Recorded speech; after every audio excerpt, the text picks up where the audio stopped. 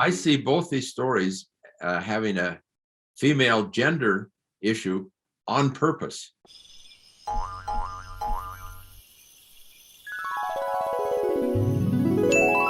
Jiyoung, how are you today? I'm great. How are you? Good. Today, my guest, I'm her guest and she's my guest. She's my guest on the Frog video, and I'm her guest on the Los Angeles Korean Cultural Center, where Jiyoung works, and she's also a calligrapher. 맞죠? Yeah, I've been doing calligraphy for 20 years, and now I'm working at the Korean Cultural Center. We've done a couple of videos in the past where we feature some of your calligraphy. You have beautiful calligraphy. Oh, thank you. Fun. Thank you so much.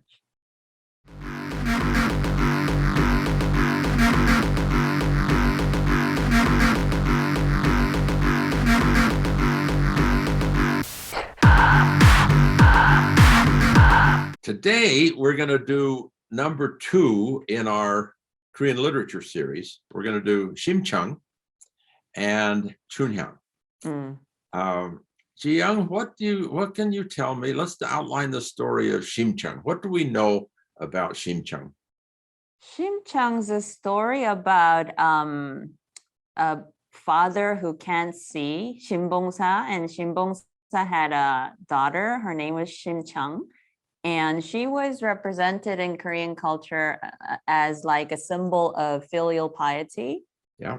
And yeah, that'll be like the core idea of that story. That's the core idea. And the story develops that Buddhist monks said that if he had a contribution of 300 bags of rice, bags of rice, the old man could get his sight back. The thing of it is, it's a pansori story, so there are lots of variations.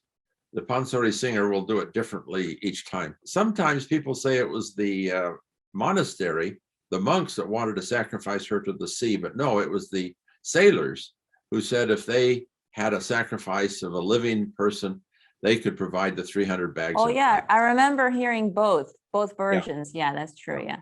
And which one is the true version? Well, they're all true. It's they're just many different variations. So at any rate, she sells herself to the sailors and for 300 bags of rice and is thrown into the sea.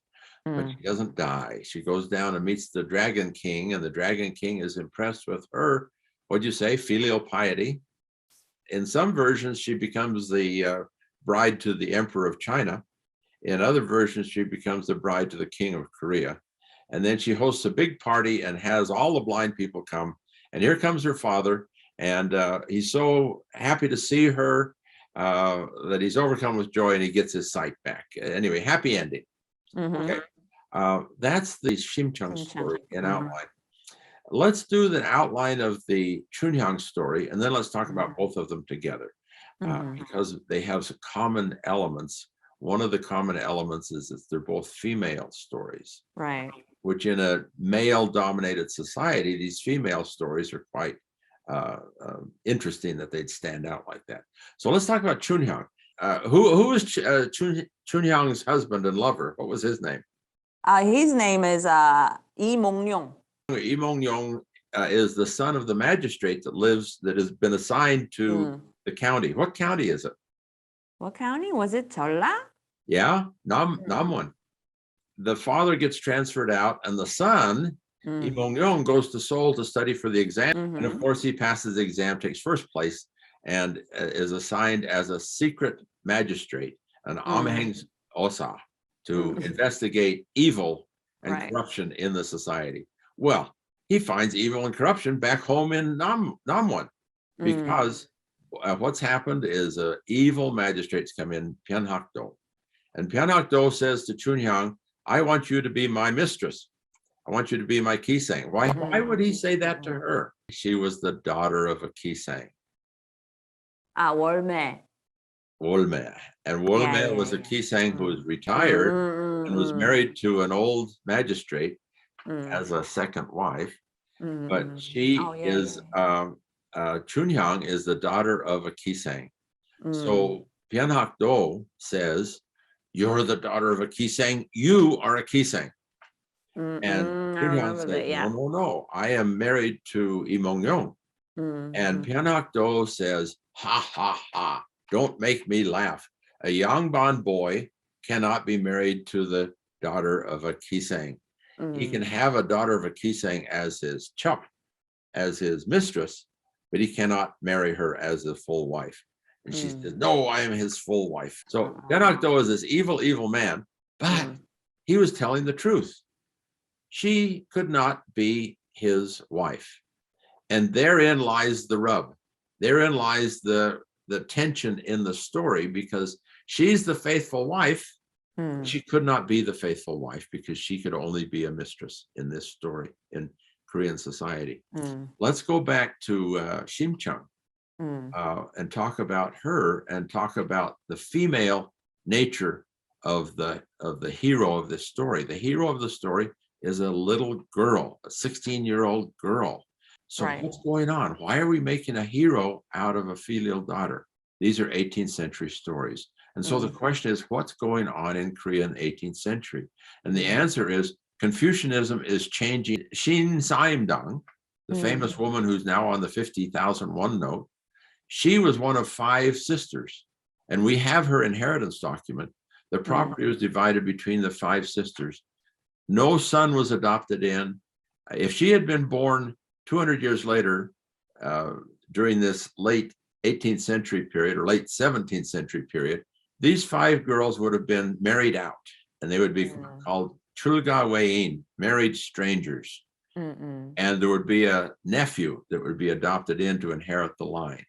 Well, in the early Chosun period, they didn't do that. The daughters could inherit. And what else could the daughters do? They could do ceremonies. They could do the chesa. And they talked about doing the chesa Chunhyang, in rotation, taking the turns, son, daughter, son, daughter, son, daughter. And Korea was going from an open, liberal Confucian society to a very tight, orthodox Chinese-style Confucianism. And so what's the story about? The filial, not son, but the filial daughter. Saying, hey, daughters can be just as good as sons. Daughters are faithful. And look at the case of this daughter who sacrificed herself so her father, the key of Confucianism, can have his sight back. So I see the Shim Chung story as protest literature again. And the Chunhyang story similarly is protesting the social status orthodoxy that's coming in strong and hard, where a chup, a daughter of a chup, the daughter of a kisang, cannot become a legitimate wife. It's protesting that social discrimination. And they're saying, even the daughter of a kisang can be faithful. She can be a good woman. She could be a good wife. Look how good Chunhyang is. Even though Pyeonhak-do beat her and put her in prison, still she was faithful to Imongyo. So I see both these stories having a female gender issue on purpose. It's protesting the discrimination against females and the uprising or the rising in of male domination. Very interesting. Do you think these two novels were perhaps written by a female activist that time, like who are not known to this day? We don't know who the author was. So you're saying who was the author? And the authors were multiple. They were the pansori singers. And there were as many female as male pansori singers. So yes, the stories were written by women and by men who were sympathetic to the women. This is about the Korean Confucian concept of the 3 bonds and the 5 relationships. And the 3 bonds are king to subject, parent to child, husband to wife. And the 5 relationships with those same 3 again, adding elder to junior and friend to friend. Now, it's interesting that these stories we've been talking about are core Confucian values that are being taught. Korean literature, my professor at Harvard, Marshall Peale, used to say, Korean literature is all didactic, meaning it's teaching a lesson, it's teaching moral lessons. And the moral lesson to be learned here is these 5 relationships, the 3 bonds and the 5 relationships, between the king and the subject, there's justice.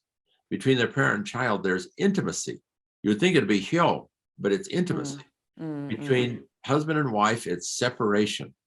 Not to get separated to having a divorce, but separations of duties. Husband do husband things, wife do wife things. And elder to junior is order or sequence, and friend to friend is trust. Well, these relationships are all overlapping. And when we look at these stories, we see the parent-child story of intimacy is the story of Shim is a story of elder and junior, to be loyal to your older brother, and then husband to wife is separation of duties.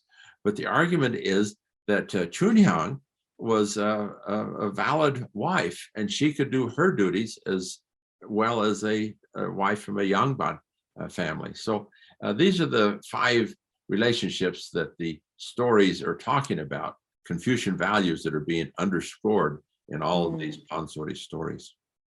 That's the way I look at it. Oh yeah, it's really interesting. You mentioned something about the different versions of Confucianism in the initial part of the Joseon dynasty and later. What do you think? What was the major cause that made that transition? Well, first of all, what was not the major cause? There are a lot of people that think it was the Imjin Weran and the Gyeongjang Horan. I do not agree with that, because they were early in the 17th century, late 16th and early 17th century. My view is Korea restored its society completely after those wars. And they didn't change the society till 80, 90 years after the wars. What changed the society was population pressure and economic pressure. And we see this in other societies as well. When they grow to a certain density of population, then they have to change the inheritance system. They can't divide it up anymore. There's nothing left. And that's what happened in Korea. So I see it as an economic factor that made people say, hey, we have to change the inheritance system. And by the way, look, Confucius said, give the inheritance to the eldest son. So they used Confucianism as the excuse to carry out a socioeconomic change. So that's the way I look at it, that it was socioeconomic factors that brought about the change. And that brought in this orthodox, hard-nosed, male oppressive kind of Confucianism that a lot of people in Korea today hate.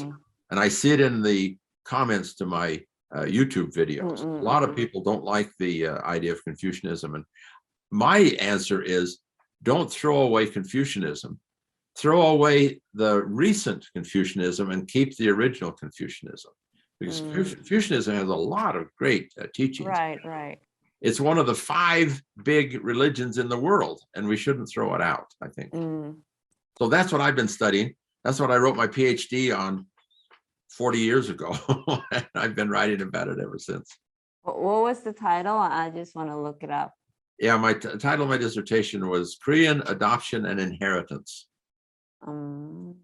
And since that time, I've added marriage practice, chesa practice, and other things. But at that time, I was just looking at adoption and inheritance. And those were the things I saw changing in the 18th century. I see. And then I looked back and see everything else was changing, including Pansori. I think I see these Pansori stories as protests to the social change that's going on, because women and second sons have lost their status and they're protesting. Wow. They're crying about it in the stories and in the Pansori because they can't get it back in reality. I see. That's true. So that's the way I look at it. And Jiyoung, thank you for your help. Thank you so much for joining us.